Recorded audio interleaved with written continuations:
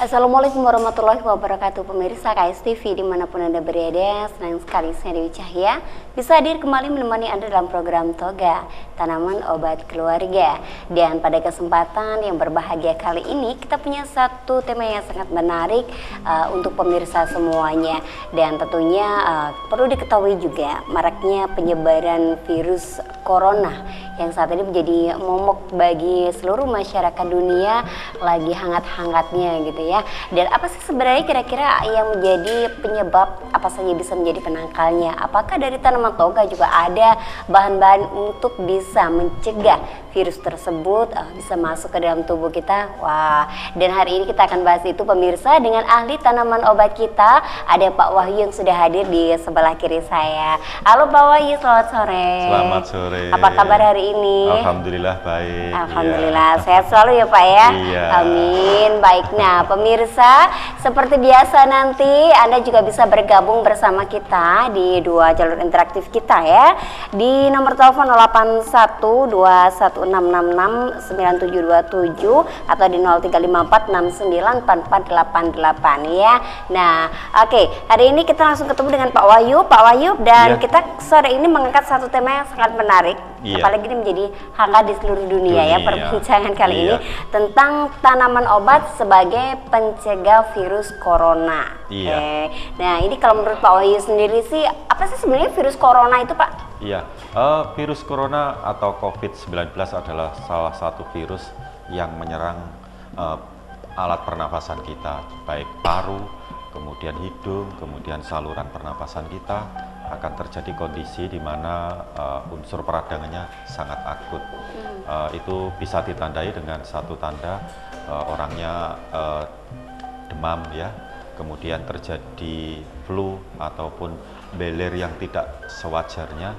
Terus yang penting lagi adalah ada satu kondisi sesak yang ada di dalam paru kita, karena memang virus corona secara umum menyerang adalah paru-paru kita, terjadi kondisi peradangan akut. Ya, berarti sebenarnya nggak jauh beda ya Pak ya, melihat gejala-gejalanya seperti yang Pak Wahyu sebutkan dengan flu biasa gitu ya. Hampir sama, tetapi ini lebih ke arah akut. Jadi kalau sudah sesak, akhirnya sulit untuk bernapas, akhirnya terjadi kondisi meninggal dunia. Seperti itu. Itu kalau dari kacamata toga nih Pak, sebenarnya penyebab dari virus corona itu bisa menyerang manusia apa sih Pak? Salah satu sebab faktornya adalah imun seseorang menjadi kondisinya lemah. Terus kemudian faktor polusi udara, kemudian makanan yang tidak sehat. Terus apalagi ditunjang dengan kondisi kehidupan sekarang yang ke arah depresi. Jadi seseorang yang depresi, makan akhirnya tidak mau, malas, sulit tidur, akhirnya terjadi kondisi penurunan daya tahan tubuh, akhirnya virusnya gampang menyerang. Begitu. Wah, ini pemirsa ya. Terutama nih kalau punya masalah, ada baiknya kita bisa curhat gitu ya Pak ya. Bisa sharing, jadi paling tidak kita mengurangi depresi. Karena seperti yang disebutkan Pak Wahyu tadi, ternyata depresi itu juga bisa berpengaruh buruk pada imun kita. Wah, bahaya ini ya berarti Pak ya. Oke, baik. Kemudian lalu apa saja yang harus kita lakukan dalam pencegahan seperti itu Pak? Salah satu pencegahan, kalau kita ada satu daerah wabah, paling tidak kalau itu satu wabah, paling tidak kita harus hindari. Terus faktor yang kedua, kita harus menggunakan masker pada waktu kita keluar di daerah area memang secara umum ditetapkan sebagai daerah yang ada unsur wabah virus corona. Faktor yang lain, kita harus menjaga kebersihan tangan kita sebelum menyentuh mulut, hidung ataupun mata, kita harus cuci tangan dulu. Karena salah satu kuncinya adalah penyebarannya melalui mata, hidung maupun dari mulut kita. Kemudian kalau batuk ataupun bersin, kita harus pakai sapu tangan atau masker untuk menutup. Ataupun apabila seseorang itu di luar juga bersin, paling tidak kita cepat-cepat menghindar. Salah satu penangkalnya memang kita harus pakai masker. Pakai masker itu sendiri ya. Baik. Nah, lalu siapa saja bawah yang sebenarnya rentan sekali terkena virus ini? Yang rentan adalah kondisi seseorang yang lemah. Kemudian kalau seseorang kondisi imunnya lemah, itu memang gampang sekali terkena virus corona. Faktor yang kedua, usia. Jadi banyak korban virus corona itu umumnya usia di atas 50 tahun. Usia di atas 50 tahun, iya. Berarti Itu sudah memasuki masa-masa sepak usia iya, ya. sepak usia. Terus faktor yang ketiga adalah bila mana memang kita terjadi kondisi ada tanda demam, kemudian sesak, ada unsur batuk, paling tidak kita harus cepat-cepat tindakan medis. Saya tuh sakitnya apa? Coba hasilnya di lab, karena memang orang yang suhu panasnya terlalu berlebih, demamnya berlebih, kemudian terjadi kondisi batuk ditunjang dengan kondisi pilek yang tidak sewajarnya, harus cepat-cepat diambil tindakan, yaitu melalui pemeriksaan dokter dan uji lab. Gitu ya. Nah, Pak Wahyu, kita kan seringkali sulit ya untuk membedakan ya antara virus ini virus corona, kemudian ini flu influenza biasa gitu kan ya, atau mungkin beberapa virus yang sebelumnya ada seperti flu burung dan lain sebagainya. Ini kan memiliki gejala yang hampir sama nih Pak Wahyu ya. Nah, supaya kita tuh lebih jelas, oh ini jangan-jangan, yang ini jangan-jangan ya gitu. Apa yang harus dilakukan? Salah satu kunci orang terserang virus corona kuncinya adalah batuk disertai sesak yang sulit untuk semakin lama semakin sesak. Karena sesaknya terjadi karena peradangan paru-paru basah yang meradang. Akhirnya paru basah keluar lendir, keluar batuk, lendir yang tidak sewajarnya, ditunjang kondisi demam yang tidak turun-turun. Tetapi kalau flu batuk pilek kan biasa batuk pilek, tapi suhu badan kita tidak mengalami kondisi naik, kemudian tidak ditunjang lagi dengan kondisi sesak yang berlebih. Itu yang membedakan untuk mempermudah mengenali cirinya ya Pak ya. Oke, berapa masa inkubasi dari virus corona itu sendiri? Ada perbandingan nggak dengan flu biasa? Kalau flu biasa paling tidak masa antara 1 sampai 10 hari atau 8 hari, tetapi kalau virus corona 2 hari sampai 14 hari. Umpama kita kebetulan ada seseorang terjangkit virus corona, kemudian kita bersalaman, kemudian orangnya tadi baru batuk, ditutup gini, berarti tangannya kan kena virus. Salaman dengan kita juga dalam proses setelah bersalaman dengan orang tersebut tidak cuci tangan, kemudian megang mulut, megang hidung, hidungnya gatal gitu, megang mata kadang diucek gitu. Itu secara umum masa inkubasinya antara 2 sampai 14 hari. Hari kedua sampai 1 minggu enggak apa-apa, tetapi bisa juga terjadi kondisi setelah 10 hari atau setelah 14 hari kok rasanya baru terasa. Itu salah satunya. Ini yang ngeri ya Pak ya. Masa inkubasinya ini cukup lama ya. Cukup lama, Tahu-tahu kita sudah mengalaminya dan parah gitu biasanya. Seperti itu ya Pak ya. Oke, baik. Lalu apakah dari tanaman-tanaman toga itu sebenarnya ada yang bisa digunakan untuk mencegah atau bahkan menjadi obatnya Pak? Iya. Secara umum saat ini adalah mencegah, menambah imun seseorang. Jadi kita turut bersyukur karena Indonesia adalah negara kepulauan ya. Jadi Pulau Jawa, Sumatera, ribuan pulau itu kita akan aman untuk proses dalam artian virus corona itu menyebar. Contohnya umpama daerah Jakarta terkena, paling tidak daerah situ kita isolasi, kemudian kita arahkan pada masyarakat untuk tenang. Karena memang secara umum proses penyebarannya umumnya kalau dalam dampak itu sendiri di dataran yang memang sangat luas, dataran Tiongkok, negara Cina kan sangat luas, Korea juga tidak menjadi satu pulau, Jepang karena kepadatannya juga pengaruh dari, tetapi Indonesia adalah negara kepulauan yang saya kira kalau masyarakatnya nanti menggunakan jamu sebagai minuman sehari-hari, kemudian dengan hawa yang bersih, kemudian pola hidup yang memang saat ini mendukung untuk mengarah pada ketenangan pola berpikir, saya kira hal semacam itu akan berdampak pada daya tubuh seseorang akan semakin kuat. Gitu ya, artinya memang kita harus meningkatkan imun secara global seperti itu ya Pak ya. Kayak baik dari anak-anak ataupun juga dari orang dewasa itu sendiri. Nah Pak Wahyu, selain kita bisa melakukan penjagaannya dengan mengkonsumsi beberapa ramuan toga nih ya, tentunya juga pemirsa di rumah ini penasaran ya, kira-kira apa sih toganya yang bisa digunakan untuk mencegah menjangkitnya virus corona pada keluarga kita. Nah ini nanti pemirsa tetap bergabung di KS TV ya.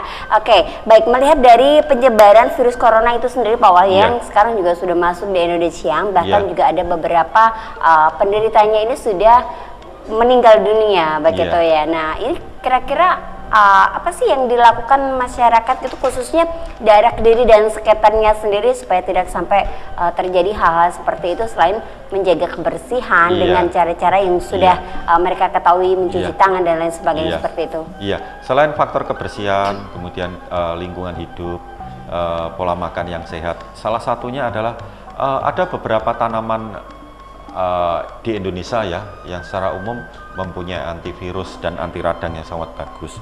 Contohnya kunyit. Ya, terus sambiloto ya, sambiloto itu juga antivirus yang kuat. Ini anti radang. Kemudian buah mahkota dewa. Buah mahkota dewa juga sangat bagus untuk menjaga imun seseorang agar dalam kondisi yang fit. Ya. Kemudian bisa juga kita pakai lempuyang. Seseorang yang mengalami kondisi penurunan berat, kondisi imun yang kurang, itu salah satunya adalah kurang darah. Dengan konsumsi lempuyang, maka seseorang itu akan kecukupan darah dan secara otomatis akan berdampak kondisi yang sangat prima. Orang kurang darah otomatis kan lemah badannya. Betul. Iya. Kemudian bisa saya harus juga konsumsi itu ya Pak ya? Iya, seperti dibikin botok aja enak ya. Dan banyak yang lain nanti kita buatkan resepnya. Oke, baik ya. Nah, itu adalah beberapa jenis dari tanaman toga yang bisa dimanfaatkan pemirsa untuk meningkatkan imunitas tubuh. Seperti yang dikatakan Pak Wahyu tadi, Indonesia memiliki berbagai tanaman obat yang banyak sekali berfungsi untuk meningkatkan imun dan juga memiliki antibiotik yang cukup tinggi. Salah satunya tadi adalah kunyit, kemudian sambiloto, buah mahkota dewa dan lain sebagainya. Banyak sekali sebenarnya ya. Oke, Pak Wahyu, bagaimana tanaman obat ini bisa dikategorikan sebagai penangkal virus selain memiliki antibiotik yang cukup tinggi itu tadi? Jadi salah satu kenapa disebabkan oleh penangkal virus karena obat itu adalah resep yang kita berikan nanti adalah obat yang bersifat antivirus, kemudian bersifat membantu proses peluruan racun, bersifat sebagai memperbaiki pencernaan, bersifat sebagai pembersih darah, bersifat sebagai pendongkrak stamina. Itulah yang diharapkan oleh tubuh kita agar tubuh kita bisa melindungi tubuh kita agar tidak gampang rentan terkena virus corona. Oke, luar biasa sekali ya. Baik pemirsa, kita akan kupas satu persatu nih ya, tanaman-tanaman apa saja yang bisa dimanfaatkan untuk mencegah menyebarnya virus pada tubuh kita dan keluarga. Nah, tentunya satu persatu serta bagaimana cara meramunya. Nah, ini tadi karena kita juga belum tahu secara pasti nih kan, pemirsa di rumah penasaran kira-kira kalau kunyit itu katanya tadi Pak Owi bagus ya, lalu diapakan, dibikin seperti apa? Kalau memiliki gangguan kalau nanti punya gangguan ini, nah kira-kira bisa nggak kita manfaatkan itu sebagai penangkal virus? Oke, langsung aja nanti juga pemirsa Anda bisa bergabung seperti biasanya di jalur interaktif kita di 0354694488 ya, atau juga di SMS atau WhatsApp di 085214534579 dan juga di 081216669727. Baik, salah satunya tadi adalah kunyit Pak Wahyu. Nah, kita pemanfaatannya ini sendiri bagaimana supaya kita bisa memanfaatkannya lebih? Dalam proses pembuatan kunyit sebenarnya banyak resep untuk pembuatan kunyit. Salah satu kalau kita minumkan ke anak itu nanti berdampak pada imun yang bagus. Remaja-remaja juga akan berdampak bagus kalau kita rajin mengkonsumsi kunyit asam. Jadi kunyit dan asam adalah sesuatu yang memang racian yang saya kira perlu kita berikan untuk menjaga daya tahan tubuh kita agar bagus.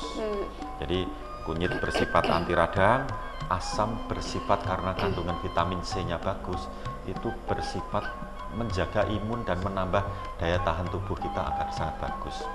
Antivirusnya kita ambil kunyit, asemnya kita pakai untuk vitamin C-nya agar tubuh kita fit, bisa memerangi virus yang ada di dalam tubuh kita. Karena apa? Salah satu penyebab orang sering gampang kena flu, salah satunya adalah kekurangan unsur vitamin C. Dengan kecukupan vitamin C, maka flu batuk bisa kita tanggulangi, akhirnya orang tidak gampang flu batuk, otomatis tidak akan terserang virus corona. Gitu ya. Jadi kalau sehat ya, tidak terserang flu batuk, artinya berarti imunnya kan bagus ya Pak ya.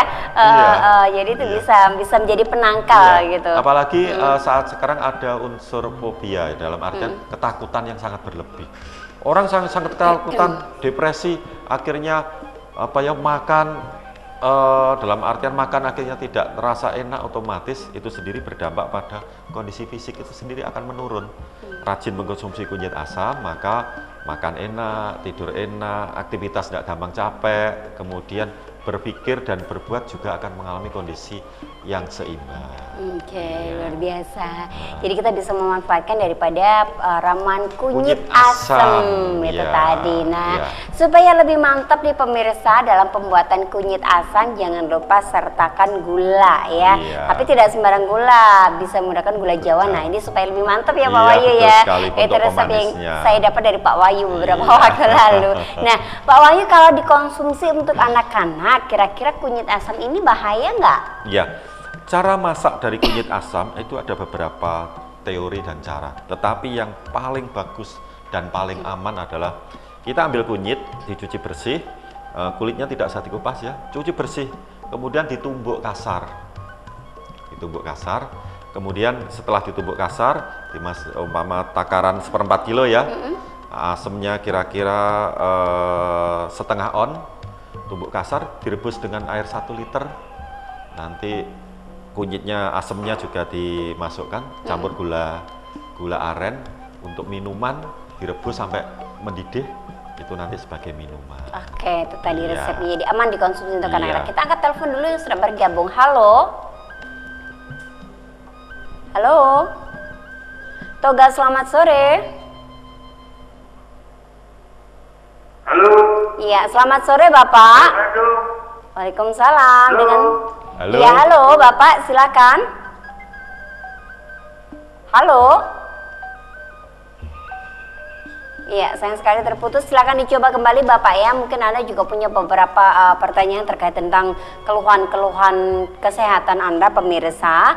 Anda bisa coba kembali bergabung di nomor interaktif kita di 0354694488 dan juga di 081216669727, atau Anda bisa berkirim SMS dan WhatsApp di 085745345759. Mungkin saat ini Anda punya keluhan, saya tuh sering pusing, saya tuh nggak enak makan. Nah, gimana nih Pak Wahyu solusinya? Bisa, nanti kita langsung berikan resepnya dari panjenengan semuanya ya. Baik, saya tunggu untuk Anda yang ingin bergabung kembali di nomor interaktif yang tertera di bawah layar kaca ini. Dan sembari itu kita akan kembali lanjutkan ngobrol dengan Pak Wahyu juga. Baik, sudah bergabung, saya angkat kembali. Halo. Halo, assalamualaikum. Waalaikumsalam warahmatullahi wabarakatuh. Dengan siapa, di mana Pak? Dengan Pak Arifin Wijaya, Mbak. Baik, di mana Pak Arifin? Di Jombang. Baik, silakan Bapak. Silakan, Bapak. Ini saya mau apa ya? Ini kepala itu sering pusing gitu loh, Pak. Iya, kepala Itu setiap paginya saya minum, saya buat parutan jahe sama kencur. Itu manfaatnya nggak apa-apa ya Pak ya? Iya Pak, nanti kita jawab. Terus keluhan yang lain gimana Pak? Kondisinya seperti apa? Pusingnya, tekanan darahnya gimana? Tekanan darah gimana Pak? Tekanan darah tinggi. Ya, darah tinggi loh Mbak. Oh, ada darah tinggi. Seumpama dikasih parutan jahe sama kencur. sama parutan kencur, terus diambil sarinya itu loh Pak. Iya. Gitu. Itu nggak apa-apa ya Pak ya? Itu kalau untuk tekanan darah tinggi harus hati-hati Pak. Nanti kita berikan resep yang lain ya. Iya. Oh gitu. Iya. Ada Ya, keluhan terima lain Pak Arifin? Iya Mbak, coba itu aja Mbak ya. Ya, terima kasih. Terima kasih. Assalamualaikum. Waalaikumsalam warahmatullahi wabarakatuh. Darah tinggi atau Iya. tekan darah tinggi. Nah, Darah tinggi karena faktor sindrom dingin ini adalah suatu dampak yang saya kira perlu kita carikan yang pas. Masalahnya begini, racian kalau yang kita berikan nanti kencur dengan jahe itu unsur panasnya kuat semua. Itu berdampak bisa meningkatkan tekanan darah. Tetapi kalau jahe dicampur kencur kemudian diberi buah mahkota dewa, itu nanti dampaknya netral. Juga berefek mengurangi efek pusing. Karena migrain sendiri adalah salah satu resepnya adalah jahe merah dan buah mahkota dewa sedikit kencur. Raciannya kita pakai kurang lebih jahe merahnya setengah on, kencurnya 1 biji gini ya. Kemudian buah mahkota dewanya kita ambil kira-kira 7 iris. 7 iris ya. Diiris, direbus dengan air kurang lebihnya 3 gelas, tersisa 2 gelas, diminum pagi setengah gelas, siang setengah gelas, sore setengah gelas, malam setengah gelas, itu pengobatan yang akut. Tetapi kalau dalam kondisi sudah membaik, pagi sore setengah gelas itu juga bagus. Harus ada buah mahkota dewa. Dan resep ini juga bisa kita buat untuk pencegahan dan menambah daya tahan tubuh kita terhadap kasus-kasus penyakit virus corona juga. Oh gitu, kenapa seperti itu Pak? Ya karena dampaknya secara umum jahe adalah meningkatkan imun, mengurangi efek batuk dan pilek. Kuncinya pada efek batuk dan pilek. Kemudian kencur juga berefek melegakan pernapasan. Iya betul-betul. Kemudian untuk mahkota dewanya, ini adalah salah satu racian yang saya kira untuk peluruan racun yang ada di dalam tubuh. Racun yang banyak ada di dalam tubuh menyebabkan virus gampang berkembang. Tetapi kalau di dalam tubuh kita itu racun yang berkembang itu sedikit, otomatis virus yang masuk bisa ditangkal dengan satu racian seperti ini. Oke, nah itu tadi ya Pak ya. Jadi kalau memang punya tekanan darah tinggi harus hati-hati dalam mengkonsumsi ramuan, karena tidak semuanya ramuan itu bisa menurunkan tekanan darah tinggi, tapi mungkin justru sebaliknya seperti tadi yang dikonsumsi oleh Pak Arifin ya. Jika itu tanpa adanya buah mahkota dewa, maka akan terjadi peningkatan tekanan darah. Justru itu, jadi harus lebih hati-hati lagi. Nah pemirsa, seperti apa tanaman toga yang lain yang bisa kita manfaatkan untuk menjaga kesehatan kita, terutama untuk menangkal terjadinya virus corona merebak pada keluarga kita? Nanti kita akan kembali selepas beberapa pariwara berikut ini.